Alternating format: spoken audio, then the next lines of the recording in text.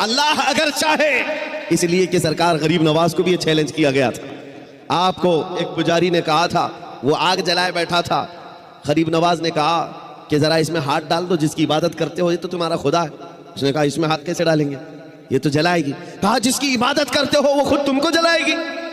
کتنے سالوں سے عبادت کر رہے ہو؟ کہا میرے باپ دادا سب اسی کی عبادت کرتے آئے، ہم اس آگ کو بجھنے نہیں دیتے۔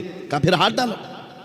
اس پجاری نے کہا کیسی بیوقوفی کی باتیں ہیں، آگ کا کام ہے جلانا، یہ منطق کے ساتھ ہمارے ساتھ کھیل نہ کرو، ہمیں گمراہ نہ کرو، کیا تم ڈال سکتے ہو؟ سرکار غریب نواز نے کہا میں تو اس کی عبادت نہیں کرتا، لیکن جس کی پیدا کی ہوئی اس کی عبادت کرتا ہوں، آگ کا مالک اللہ ہے۔ تو اس نے کہا تو چلو ٹھیک ہے، تم ہی ڈال دو، تم ہی ڈال دو۔ سرکار غریب نواز نے ہاتھ نہیں ڈالا، بہت بڑی آگ لگی ہوئی تھی، بڑی آگ ہے جس کی پوجا ہو رہی تھی۔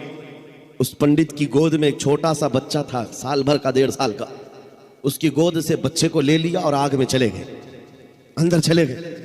اب یہ چیخ پکار کرنے لگا کہ یہ درویش آیا، خود بھی جل گیا، میرے بچے کو بھی لے گیا، اور اتنا ہلہ کیا کہ اندر سے وہ نظر نہیں آ رہے تھے۔ لوگ جمع ہونے لگے، آس پاس کے سب جمع ہو گئے، اور سب کو یہ حیرت تھی کہ یہ جل کر راکھ ہو جائے، آگ کو بجھائیں گے تب یہ ملیں گے۔